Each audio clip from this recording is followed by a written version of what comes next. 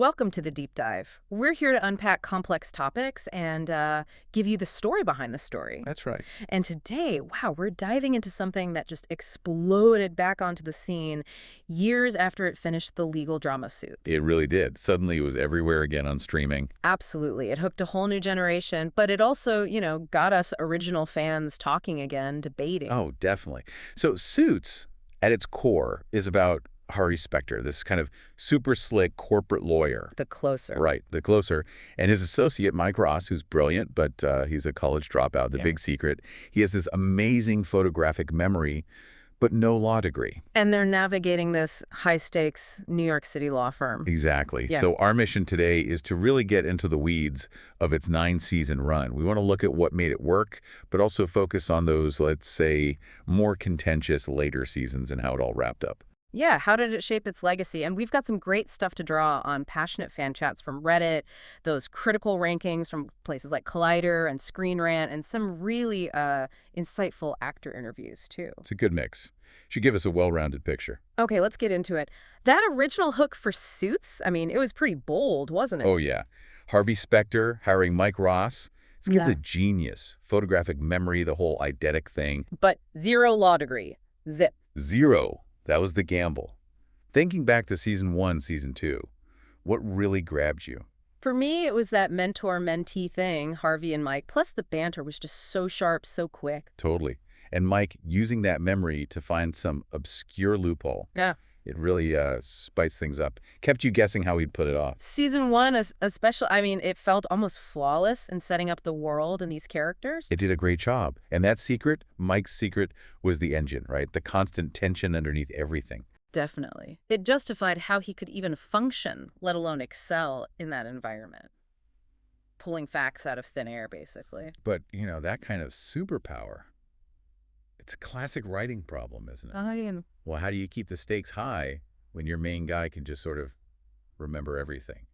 It risks making things too easy. right. And some critics did start saying that, didn't they? That the memory gimmick got old quickly. Exactly. Suddenly, really tough cases felt, well, not so tough for Mike.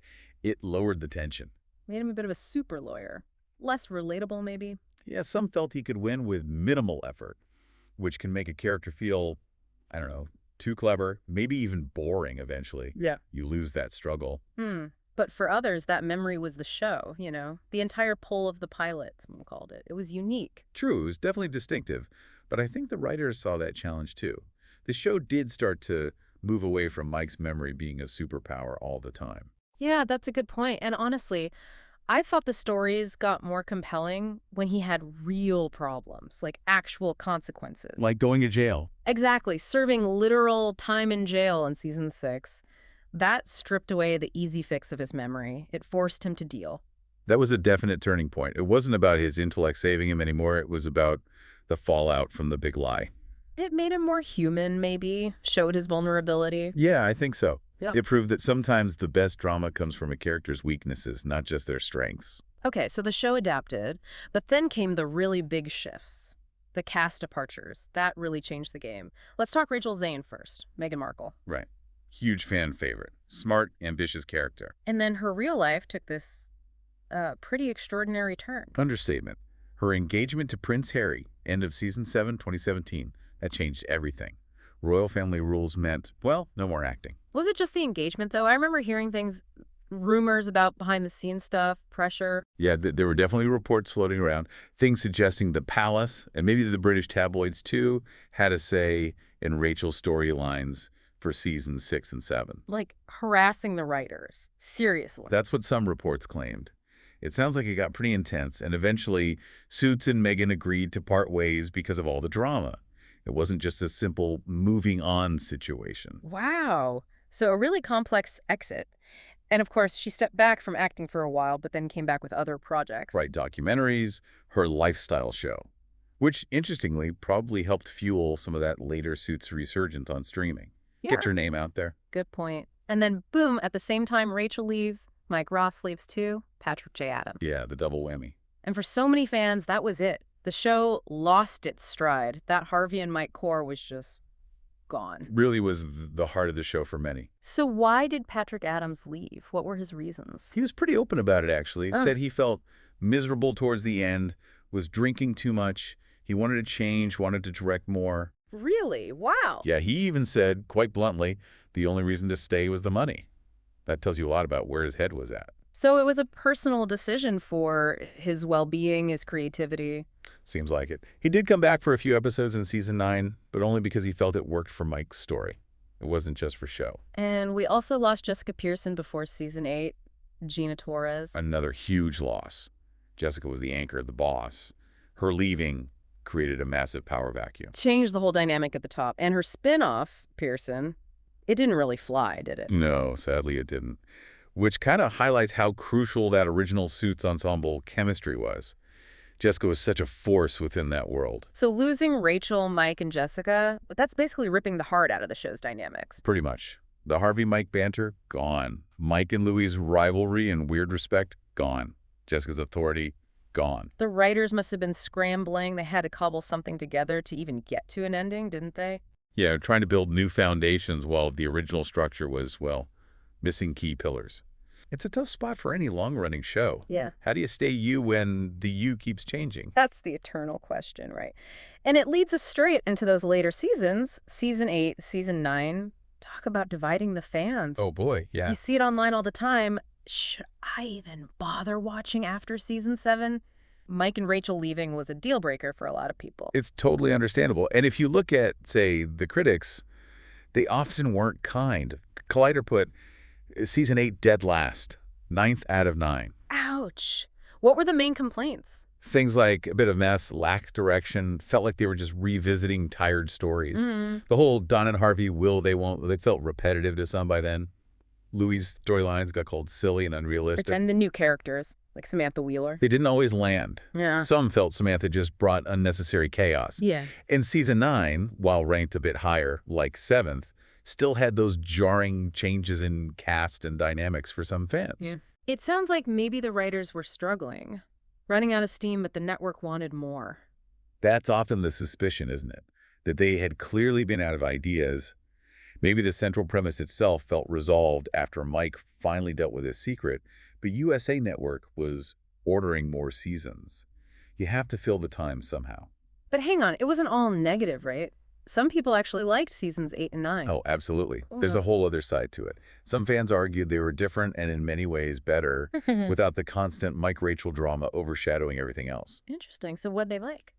They pointed to good character development for Harvey and especially Louis. Louis got a much bigger role, really grew, and ended up as managing partner. That was a big deal for his arc. Yeah, Louis' journey was pretty satisfying, I have to admit. And some people really enjoyed the new characters, like Alex and Samantha, thought they were a treat. So it really depends on what you valued most in the show. So a real split. Some miss the original core, others like the shift in focus. It highlights that pressure cooker of creativity versus commerce. Definitely. When the original story feels done, but the show must go on, you get these kinds of experiments. Some work, some don't. It's risky. Okay, let's shift to the ending itself. The finale. Harvey and Donna pack up and leave New York for Seattle. The same place Mike and Rachel went. Right. What did people make of that? Felt a little neat. Reactions were definitely split again. Some fans absolutely felt it was cheap, maybe unearned, like it was just done to please viewers with a callback. A bit too tidy. Lacked originality, perhaps. Yeah, that was one view.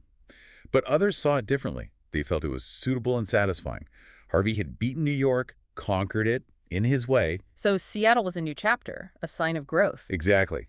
Moving, there wasn't just following Mike. It was about finding a different pace, maybe a more balanced life with Donna. Like, he was finally mirroring Mike's journey towards something more meaningful than just winning cases. Depends on your interpretation. The finale weddings also gave some flack, didn't they? People thought they felt weird. Yeah, comments like, nobody seemed happy for Louis, which is harsh, but reflects a certain awkwardness some perceived. And the feeling that Harvey and Donna's wedding felt rushed, that they should have had a better wedding after all that buildup. Beyond the finale, though, there were those recurring complaints throughout the series. Lazy writing, plot holes. Fans can be tough. They notice everything, and yeah, certain things kept coming up. Like Mike's memory. How did that cause plot holes? Well, people asked why prosecutor Anita Gibbs, when she had him on the stand, didn't grill him with super specific Harvard questions he couldn't possibly know just from memory, or why his college expulsion record wasn't a bigger smoking gun. Good point. And the firm itself, Pearson Hardman, how did they never do a proper background check on anyone, it sometimes seemed? Right. For a top-tier law firm, it's stretched belief. And the constant question, why not just hire Mike as a consultant? Or a paralegal? Avoid the whole illegal fraud thing from day one. It does make you wonder. Though less drama that way, I guess. True. And then there were the repetitive bits people picked up on. Oh, yeah. The bickering every frickin' episode. Characters always storming into offices and yelling. And solving everything by dramatically throwing down dossier folders on desks. The classic Suits move. And we have to mention the Donna. Huh. The AI companion. Was that the moment the show jumped the shark for some? For some, yeah. It felt like a step too far, maybe too gimmicky, pulling away from the legal drama core. A sign the writers were trying maybe too hard to find new angles. But look, despite all these critiques, all the buys along the way, the show was a huge success. Undeniably, an 8.3 out of 10 average rating, often called one of the best legal dramas. That's significant. It might have gotten incredibly formulaic, as some say, but you still had that character growth, especially for Louis. His arc was genuinely great. It really was, from neurotic punching bag to, well, the guy in charge. That was satisfying. And hey, the story isn't even over technically. There's Suits LA coming up, February 2025. That's the plan. And Rick Hoffman, Louis Litt himself, is going to be in it. So the appeal endures, even after all the ups and downs. It says something about that universe they built. It really does. So, wrapping this up, Suits' whole ride, from that brilliant start to the messy but maybe interesting later years, and that debated ending. It's kind of a perfect case study, isn't it? Yeah, of how creative vision bumps up against network demands, actors' real lives interfering, and what the fans want or think they want. It shows that even with flaws, maybe because of some of the flaws and the drama around it, strong characters can keep people watching for years and even bring them back again. Definitely. Which leads to a final thought for you listening. How much does that original idea, that core cast, really matter for a show's legacy in the long run? Especially now, with streaming giving shows second lives and series running for so many seasons. Right. Does a show have to stick to its first formula to be considered a success? Or can changing, evolving, even controversially, actually make it stronger or more interesting over time? And just for fun, thinking back on Suits, which characters do you wish you'd seen more of? Or maybe less of? Why? Something to chew on. It's been fascinating diving back into the world of Pearson Hardman, Yeah. or whatever they called it by the end. It really has. Thanks for joining us on The Deep Dive.